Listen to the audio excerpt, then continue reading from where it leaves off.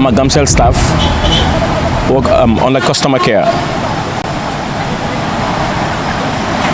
We the concerned Gamcel staff, petition on restructuring. We the concerned staff of Gamcel are raising issues concerning regarding the management and restructuring of Gamcel. These issues have significantly affected our livelihoods, including the delay payment of salary and general welfare of employers. One major issue is the lack of transparency surrounding the actual amount approved by the World Bank for the staff social plan. According to Finance Minister Keita, the amount is $10 million, while the Minister for Communication and Digital Economy, Mr. Jabi, claimed it was $6.4 million. Another grave concern is the alleged disappearance of $13.4 million staff contribution, which were deducted from our salaries but not paid to our credit union account. Given the short time of the restructuring program, we call for urgent action from the relevant authorities. Failure to respond adequately will leave us with no choice but to take further steps within the limit of our law to secure our salaries and benefits, which we have earned through years of dedicated service to the institutions.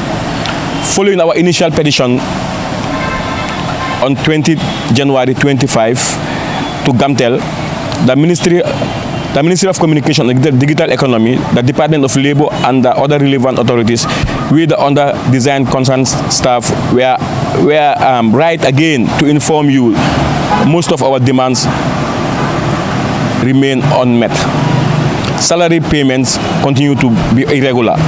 Previous salaries were paid on the 26th of each month, but last month many staff received their salaries only after the end of festive of 7th May 2025. We urge the authorities to ensure that salaries are paid on time. Contract staff are also facing discrimination, with senior management claiming they are not entitled to the social package. However, our inquiries that contract staff who have served for more than 6 months are eligible for the same social benefits as permanent staff. We call on authorities to ensure the fair treatment of eligible contract and permanent staff regarding the social package.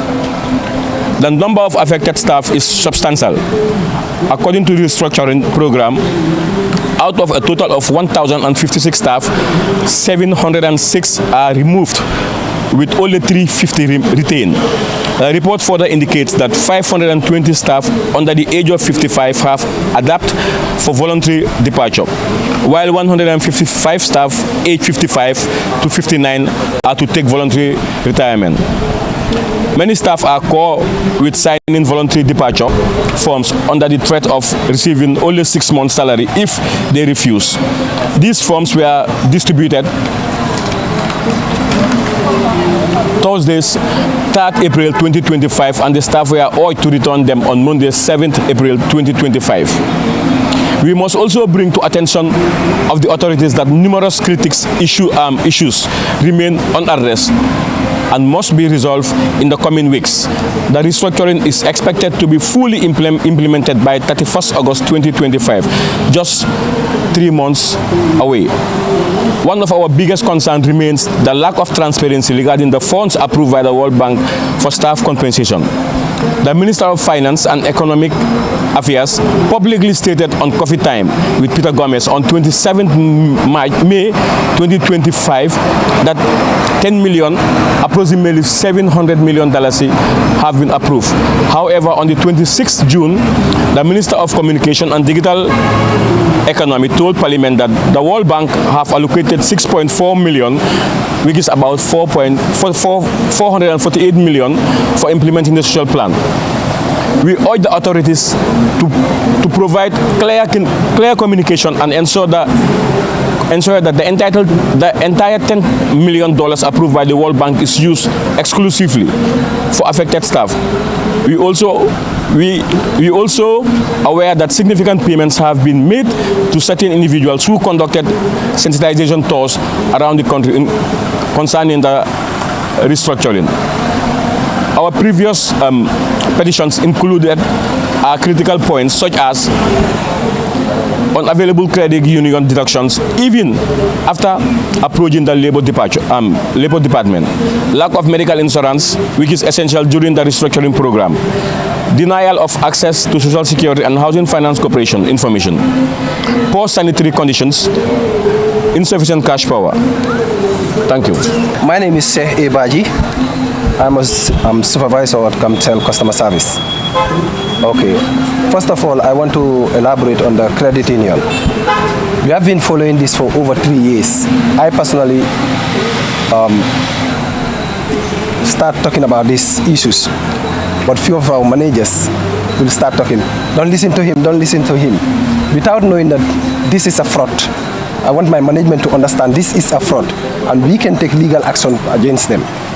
Because we have right over this money, not them. This is not going to the company's coffer, but it's some of us, our lifetime savings. There are some staff that does not save in the bank. They save at the credit union. The most funniest part of it is they put restriction in your own savings at the credit union that you cannot even withdraw the money that you save there. If you go to the credit union right now, they will tell you you cannot withdraw this money because your management has not been paying your deduction. This has been happening over 3 years, which is very wrong. I have the right to put all restrictions in my account, but they have no right to put any restrictions into my account. I want my management to unfreeze all restrictions into people's accounts so people can have access to them. This is not the company's fund. It belongs to us, the staffs. You understand? And I don't think nobody can victimize a staff on his what belongs to him. It rightfully belongs to the staff, not the management. We urge our management to pay this money now or else we will take actions towards this. Because we have had so many promises from them. They have never fulfilled one. They only deposited $1 million. The money was actually $14.5 million. They deposited $1 million. That was in January when we petitioned them. After this $1 million, they have never paid any amount up to now. And we have those references with us. I think my colleague has just submitted it to you. You can go over it and you will see over $13 million in the report, which is very wrong.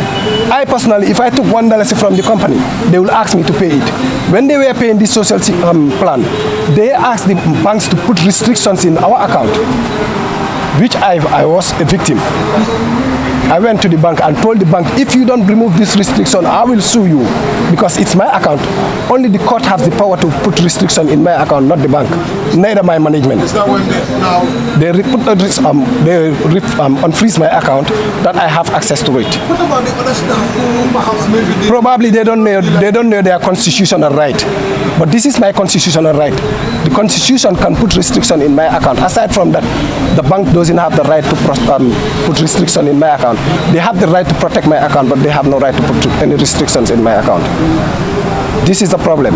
After putting the restriction in the account, okay, some of us that has a loan with the bank, we have a contract with the bank that we will pay the loan on so time, on certain period. But now what happened is different.